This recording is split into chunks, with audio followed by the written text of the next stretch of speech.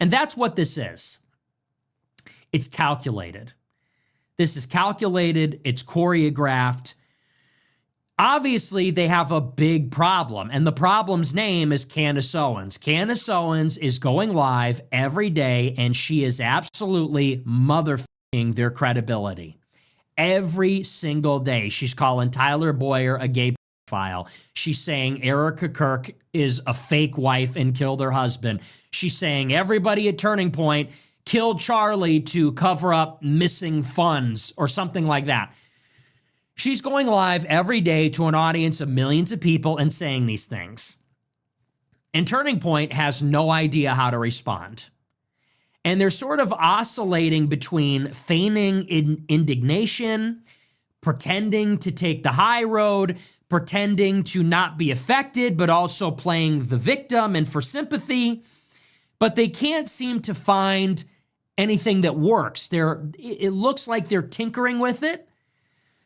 And they're trying a lot of different lines. They're trying a lot of different angles, throwing a lot at the wall to see what sticks, but nothing is actually hitting the right note. And like I said, recycling and cycling through a lot of different types of appeals.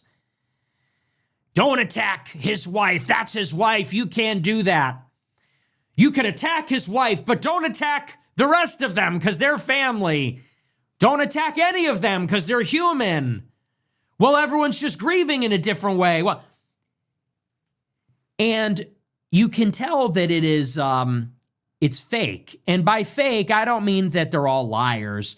I mean that they're running a public relations strategy. This is damage control. They're huddling up together and they're thinking through these lines. How are we going to deal with this? And they don't have a consistent approach. The approach is not focused. They actually haven't made a decision about what the approach is going to be. And so you just sort of see this panicked, sloppy, inconsistent approach. And it looks like they're just thrashing around. It looks like they're just flopping and thrashing around, and they have no idea what they're doing. They come out with this statement and they say, all right, fine, we'll address all the allegations and you can come to the studio. And she says, well, I want to Zoom. Well, that's no good. Then she comes out and she doesn't even mention Candace Owens by name. And the problem, of course, with Turning Point, full disclosure, I'll tell you my position. I don't think they killed Charlie Kirk. I don't think they're in on it. I don't think that all of Charlie Kirk's best friends and his wife stabbed him in the back like Julius Caesar. I don't think it's that deep. I think that what they are is they're a business. And I think they are grifters. I think the Turning Point will be in the future. It's a grift operation. And it is made up of a lot of different kinds of people. And certainly some of them are very suspicious. Like Jack Posobiec's a little suspicious. Blake Neff used to work for Tucker. I don't know his story.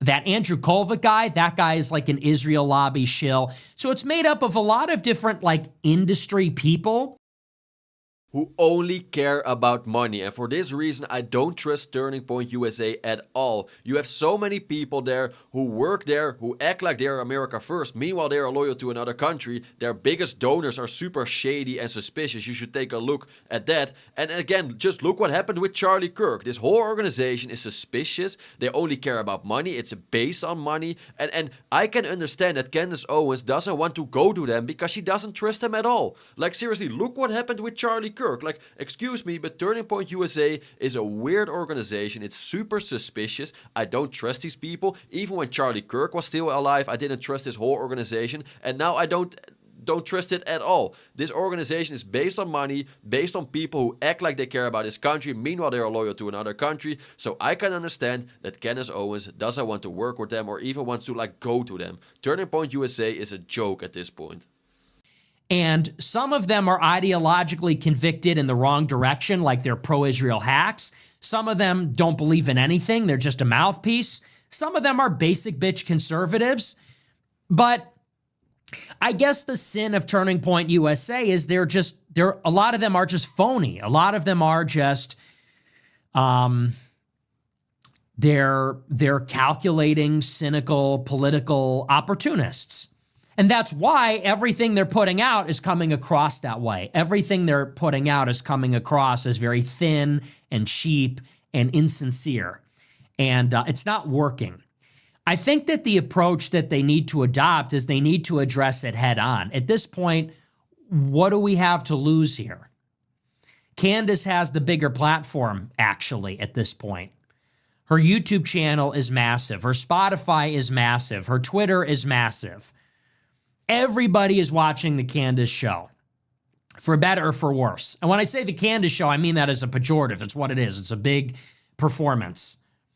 Everybody's watching the Candace show, and everybody knows this is going on, and a significant portion of the population, or maybe a vocal and loud and energetic minority, is dominating the conversation. And so at this point, you need to nip it in the bud. You can't do the high road shit. You can't do the victim shit. You can't do it in a way where the approach is inconsistent. You need to stand up and face this head on. And you need to go on the offensive. They've been First of all, they weren't even playing for 2 months at all. They weren't defending themselves. They weren't saying anything.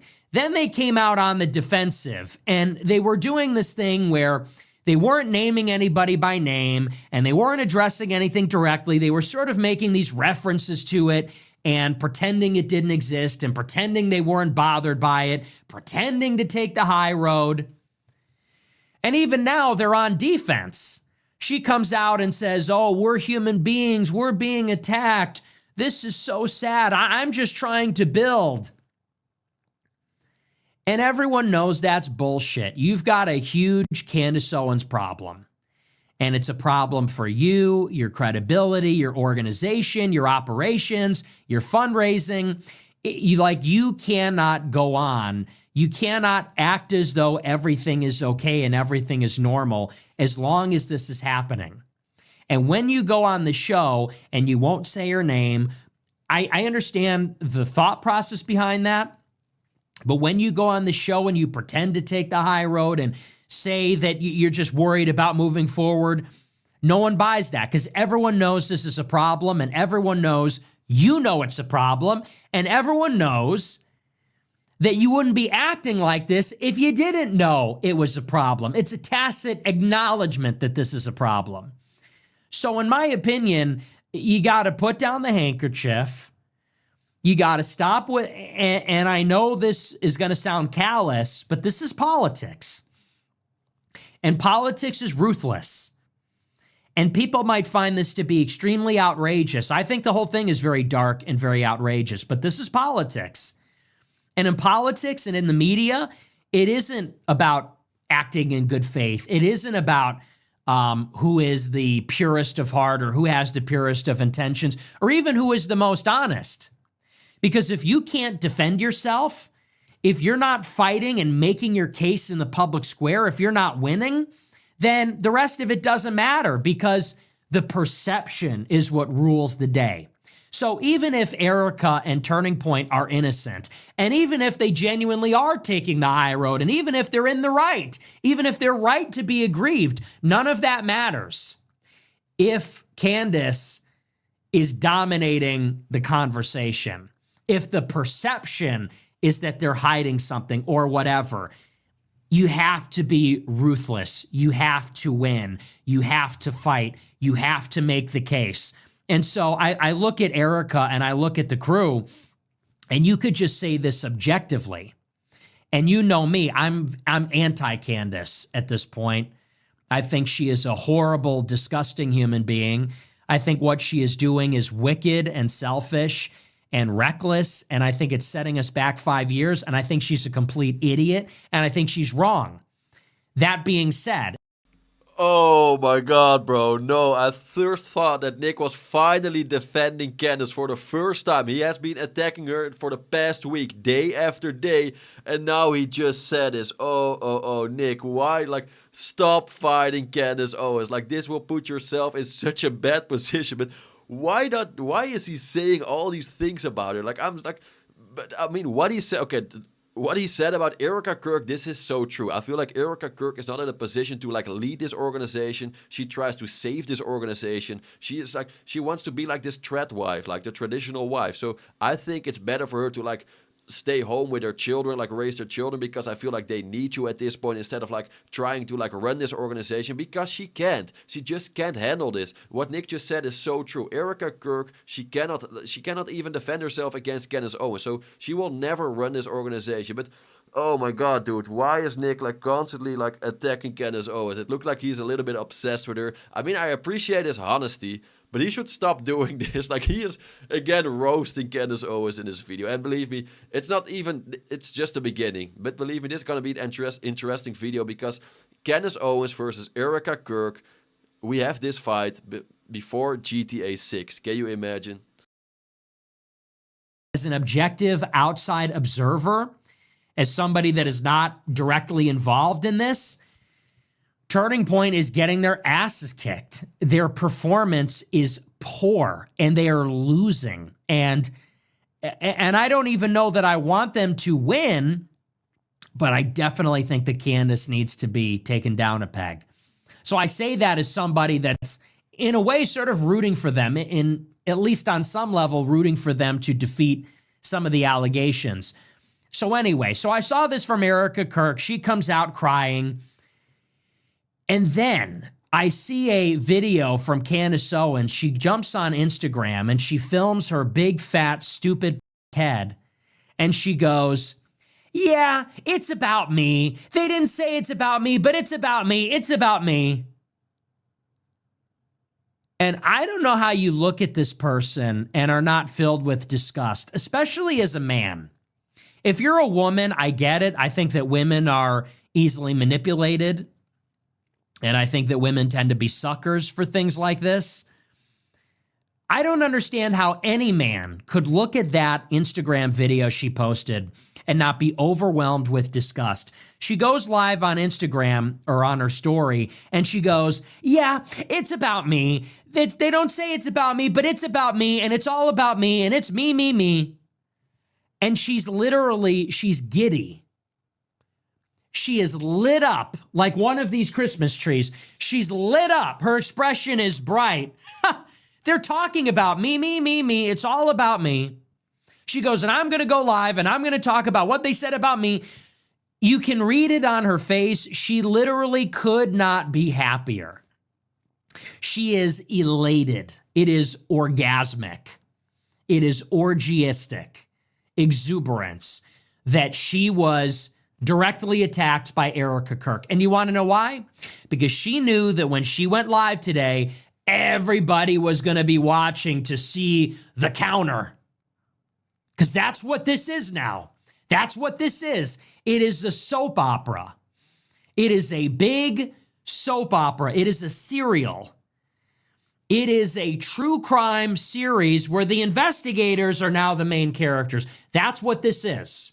And it is a tit for tat every day. Oh, this changes everything. This is going to blow the lid on the conspiracy. Oh, Turning Point responded. Here we go. Now I got to say something. And you look at the thumbnail. The thumbnail of the video, it's Erika off to the side and Candace is looking at her. Oh, well, so smug, so giddy, gleeful. And there's a word for this. It's called narcissistic supply.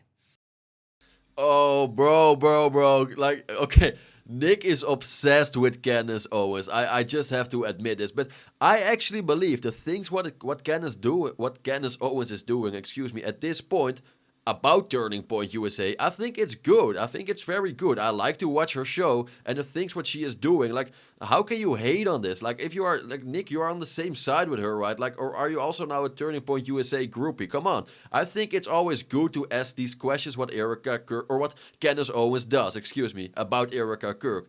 because it's super suspicious what happened with Charlie Kirk. Charlie Kirk was a good friend of Erika Kirk, or Candace Owens. Bro, what is wrong with me? Like, what is wrong with me? Charlie Kirk was a good friend of Candace Owens, so I think she has all the rights to like ask these kind of questions. And the way how she does it, maybe you don't like this, the way how she does it, but it doesn't mean that you have to like disrespect her like this, because have some respect, bro. And I'm not trying to defend Candace here or something. Like, I like Nick, I like Candace, I like them both, but they should, and this is why I hate to see them constantly fighting each other. But what she does about this whole Turning Point USA case, I think it's very good that she does this. I mean, like, Nick, you should also take a look at like this whole case. It's super suspicious. I don't know what happened with Nick, why he's like suddenly like on the side of Turning Point USA almost, because he also said different things in the beginning. He also said that he didn't trust or he didn't believe what happened with Charlie Kirk. That whole story, he also said it was super weird, and now he just like changed his whole opinion in just a matter of like 3 months. That's also kind of suspicious. I don't know why. Maybe if you know, please share it in the comments. But just stop fighting, man. Like, stop attacking Candace Owens. It's just like, I don't know if they get money for doing this, because they are constantly doing this. And like, have some respect. That's just all. Have some respect for Candace Owens. The thing what she does for this country, the things what she does. Like, many people like to watch her, and that's for a reason, obviously. You're gonna destroy yourself, Nick, if you're constantly attacking her. But again, he makes some good points. Like, but that doesn't mean that you have to say it in this kind of way, right? It's kind of disrespecting, and I don't believe Candace Owens deserves this. Narcissistic supply. It doesn't matter what kind of attention it is, positive, negative. It is a black hole of female narcissism. She is elated that she gets to once again redirect everything about this conversation to being about her and her crusade and how she's the only one who's doing this because she's the only one with integrity. She's the only one that isn't two-faced in politics. She's the only one. She is the chosen one. That's the narrative now. I watched her show last week. She's talking about her time with Charlie and how they used to laugh and have fun. She goes, and we didn't understand politics. She goes, I don't understand politics. I don't understand being two-faced and dishonest. You know, I'm not like that. And it's like, do you hear yourself? Every show, it's like, I'm just the bad. I'm a good person. I, me, mine. I, me, mine. It's all me. So she does her show. And Candace responds to Erika Kirk, and she jumps in. And Candace rips Erika Kirk to pieces. And honestly, she said a lot of, I don't know if she stole my talking points, but she did say a lot of things about Erika Kirk that are true. She said, you know, here's the thing. Erika is not a grieving widow, or she's not just a grieving widow. Candace says she's also the chairman of Turning Point USA. She said, and when your organization is being attacked, you can't weaponize the compassion or sympathy over your dead husband for your entire portfolio of companies now. Your husband got shot and killed. You're obviously grieving as the widow, but now you've stepped up as the chairman of a multi-million-dollar group. It's an umbrella group. There's many properties. And what, now we can't critique or attack those things because you're a widow? She goes, that doesn't work. Now, here's what I have to say about that. While that is true, and that's something that I said, because I said something similar about Erika Kirk. I said, we don't really know who she is. She's being asked if she'll endorse J.D. Vance.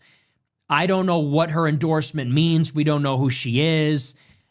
So what I said at the beginning of this whole saga is that I'm sort of skeptical of her. I don't know who she is. And it seems like they're grooming her to be a political figure. I said, and that warrants scrutiny. She doesn't deserve scrutiny because of how she grieves or whether she cries or whether she carries the handkerchief. She deserves scrutiny if she's going to be elevated to become now a national political figure, which it seems like she is. There are these choreographed, orchestrated breakout moments that she's being given, and that's where it seems like it's going. But here's the difference. What Candace Owens is doing day in and day out, week after week, is she is directly attacking everybody with no evidence. She said that Tyler Boyer is a gay pedophile with no evidence, no receipts, no names, no text messages, nothing. And she's saying the same about Turning Point. She's saying Turning Point killed their best friend because they failed an audit. There's no evidence. There's no proof. There's no proof of any of that. Because Charlie launched an initiative, a Doge-style initiative to audit where they can make the organization more efficient, she extrapolated that into there's some sort of money laundering scheme. And so Charlie was killed to cover it up. It's like this is the kind of stuff that she's saying every day. And with no evidence. I mean, this is not true. I mean, Candace Owens has some evidence. She had the letter. She even had more. Like, Candace Owens was the best friend almost of Charlie Kirk. I think she knows more about Charlie than you, Nick. So I'm sorry. I'm a little bit team Candace on this one because Candace Owens, many times she has evidence. Like, you cannot... Did Nick even watch her shows? If you watch her shows, you can see that she has a lot of evidence. And you don't have to agree with it, or you don't have to believe it. That's another story. But you can't say that she doesn't have evidence if she has. And this is just stupid. But I believe, like, Nick is, like, a little bit, like... He doesn't want to, maybe it's because of the followers. Maybe it's because of the support Candace is getting now. Maybe he's a little bit jealous, Nick. I don't know. I have no idea why they are acting like this. Also, like, Nick is constantly, like, busy with Candace. Candace is never busy with Nick. So this is also kind of suspicious. But she does have some evidence. So I'm not a hypocrite. I have to, like, say this. I have to give this little side note. But it's just weird. Come on, you cannot, like, deny that this whole case with Charlie Kirk, what happened with him, is, like, super strange, right? It's, like, super strange. The moment he, like, changed his visions about, like, the Israel-Gaza conflict, the moment he changed his opinions, his visions, suddenly something like this happened with him. That is just strange. And, like, you can always ask questions. There's nothing wrong with asking questions. And just... Charlie Kirk, what happened with him, I guess we will never find out, like with probably many things in our country, we will never find out what actually happened. But I think it's good that we have people like Candace Owens who are interested in this, who like try to like explain what happened, who try to like find out what happened. I think like you cannot blame these people who are doing this. It's like kind of like a weak movement to like complain about these people the whole time that they're like doing a wrong job. I mean, you can also do it yourself. Be happy that she is doing these kind of things, that she is asking questions, that she's trying to like investigate what actually happened, because many people, I think they want to know what happened and they have no idea what happened. So I don't know. I'm like Team Nick, but you get me. Like it's kind of weird to say that she is a liar who has no evidence. That's not true, man. Sorry, that's not true. Erika Kirk comes out and says, you know, this is really irresponsible. You're attacking these people. They're human beings. That's not cool. And then what Candace responds to this, she says, well, you're telling me I can't criticize you? And there's like a very subtle bait and switch. And this is why I think conspiracy theories are done. I really believe that I'm very bearish now on conspiracy theories because of this. Candace Owens is single-handedly setting conspiracy theories back 2 or 3 years, 5 years.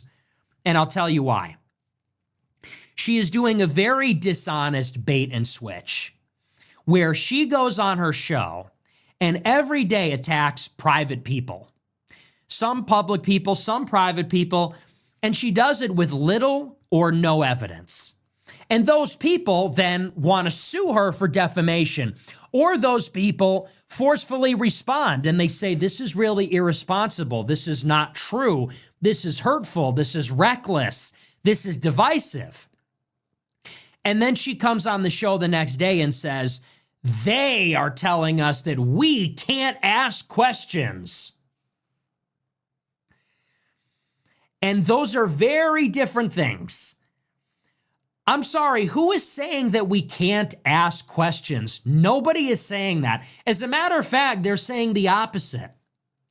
The FBI director, Kash Patel, actually came out and literally addressed all the questions. He said, I hear you. And I'm not defending him. I think he's an idiot and he botched the whole investigation and he should be fired. But on the claim that, no, they're telling us we can't ask questions, who has said that and when did they say it? When did anyone say that? Let me tell you what has been said about this. One of the prosecutors, one of the U.S. attorneys, or I forget, maybe it was law enforcement, came out shortly after the assassination and he said in a press conference, he said, I know you have a lot of questions. He said, but my job is to protect the Fifth and Sixth Amendment rights of the defendant. And what are those rights? A right to a fair trial with a jury of your peers. He said, I know you have questions. He said, I can't give you all the information because the defendant has rights also. Someone has been charged. Someone is in custody. That person has rights to a fair trial. To achieve a fair trial, they need an untainted jury pool. That means they need to find a dozen people in the state of Utah that don't believe that Tyler is guilty or that don't believe that it's some grand conspiracy. They need an untainted jury pool. So what the state actually said is, your questions are valid. I am constrained by the Constitution. Unfortunately, I cannot answer them. No one said you can't ask questions. Kash Patel, in fairness, put out on Twitter, he said, I know there are questions about the bullet trajectory, about a second shooter, about these visual artifacts, about blah, blah, blah. He listed all those things. He said, and rest assured, we're going to investigate them. Now, whether you think he means what he says or not, that's up to you to decide. Like I said, I don't like Kash Patel. I'm not defending him. I think he botched this. He's done a terrible job. But at no point did Kash Patel say, you can't ask questions, and neither did Turning Point. Blake Neff went live last Wednesday and said, we're going to address everything like this. He gave specific examples. He said, we're going to address everything formally next week. So at no point has anybody said, you can't ask questions. And no one's even in a position to enforce that anyway. This is true, and I agree. Nick makes a very good point here, and I'm also not the biggest fan of Kash Patel. And of course, you can always ask questions. This is true, but it doesn't mean that maybe some people or some organizations or even FBI itself is maybe hiding some evidence as well. And then we can still ask 1 million questions. This is all fine, but if they will never release actually what happened, then what is asking all these questions? It doesn't make any sense, right? So I get what Nick is trying to say here, and it is true. It's a fair point. Turning Point USA was also fair that they wanted to do this live stream and to answer all these questions. But if they still hide so much important information, what we never know about, how can we even ask questions about this, right? Same as with the evidence about they just released it 2 days, 3 days after everything happened with Charlie Kirk. It's just suspicious. And then you had this towel and then the gun what has been used with the fingerprints. It was just kind of weird how when they shared everything with us. And again, asking questions, okay, then we can ask questions. But if we barely know anything about this whole case because everything is almost censored, how can we still ask questions then, you know? And I mean, excuse me, but I hope you get the point. So yes, it is true what Nick is saying. It's good that they are openly ready to answer these questions. But still, if we barely know anything about this whole case, if so many evidence, I feel like they try to hide this. How can we ask questions then if we barely know anything? So this is kind of this double standard what makes it weird. I feel like they're acting all right, yeah, we give full clearance. You can ask us anything. But dude, we barely know anything. So how can we ask questions? But again, my opinion, I'm very curious about your opinion. What people are saying is you need to be more responsible with the information that you put out. That's the problem. And this is the central issue with all of it. This is where it becomes irrational and cult-like. It's the sort of Mott and Bailey. This woman will go on her show every day and she'll just say the most ridiculous shit with no evidence.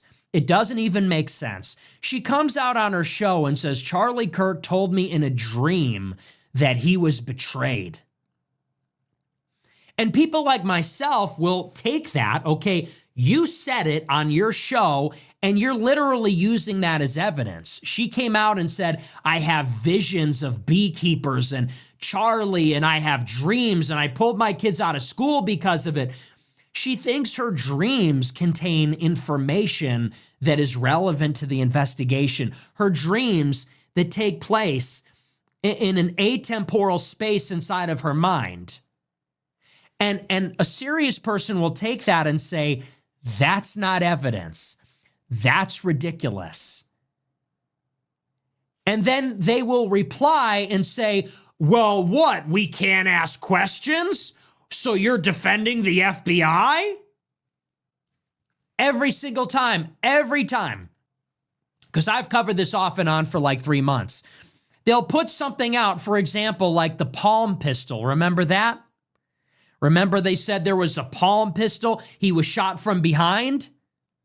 Remember that, or did everybody forget? For like 2 months, they said Charlie was shot from behind. He was shot from the side. He was shot with a palm pistol, or he was shot from a different angle. That wasn't true. Candace said that she saw the record, and it said that indeed, the wound we saw was an entry wound, not an exit wound. So that eliminates the possibility of a palm pistol or a shooter situated on the staircase behind. But that didn't matter. They just moved on. But if you had said, yeah, no, there's no such thing as a palm pistol. No, he definitely got shot from the front. They would tell you, oh, well, you're carrying water for the FBI. Oh, well, you're telling us we can't ask questions. And this is what you call a Mott and Bailey. They make these arguments in the front, which is there's beekeepers and dreams and maroon shirts and Egyptian planes and Brigitte Macron. And if you attack any of that, they will retreat to the fortress and say, well, we're just saying something's off. All we're saying is this. No, that's not all you're saying. You're saying new crazy shit every single day. You're saying lots of things. And half of it isn't true at all on its face. None of it has evidence. Some of it's speculative, some of it is partial. But you're saying these things every single day with apparently no discernment. The information and the sources are not being vetted. A lot of the times, like I said, it doesn't even make sense. But they flood the zone with all this bullshit. You attack any of it and they retreat to, well, hey, we're just asking questions. I'm sorry, but I don't agree with Nick on this one. Like, it's not true, because if Candace Owens was constantly like lying and spreading bullshit, then why do you think so many people watch her show? Why do you think so many people support her? Because she is not lying the whole time. Maybe about some things, like we will never know, but you cannot also say that she says things without evidence. She does have evidence, so this is not really true what Nick is saying here. And I mean, like, Candace Owens is doing a good job. I mean, like, Nick, if you think that you can do it better, like, be my guest. You can also do this yourself. But you cannot like blame and say and take these things out of context about, for example, this dream, and then say, oh, your whole story, what Candace Owens said, is fake. It's completely nonsense because she said that she had a dream. No, that was just one thing. This is Candace Owens, her job. She does this like on daily basis. She is just like trying to like explain or investigate what happened, and then you can always have some questions, and maybe some things are wrong, maybe some things are right. This is part of the investigation. But the most important thing is, what I actually believe is that some people, maybe they like to see that what is going on now, Nick fighting Candace fighting Nick, because then they know, all right, as long as these people are constantly like busy with each other, then the real truth, the real story, what actually happened, will never like the real people will never know what happened, and just let these people fight with each other. It's just all distraction. Long story short, I feel like this is all distraction, and it's just a complete waste of time and energy, because we will never find out what actually happened with Charlie Kirk as long as you are already like constantly busy with each other. I feel like this is just one big distraction for like so that we will never find out what happened with Charlie Kirk. But again, this is my opinion. I'm very curious about your opinion. Like, are you team Nick? Are you team Candace? I'm very curious. Like please share your opinion in the comments. Very important to say. I read all comments. I even try to reply to all of your comments. So I'm always very curious what you guys think about this. I guess you guys are more like, just let me know. Are you team Candace or are you team Nick? I'm very curious. If you like this video, please hit the like button. If you really like this video, consider subscribing. I would really appreciate it. And last but not least, guys, I wish you all the best. Have a wonderful day, and I'll see you in the next one. Ciao!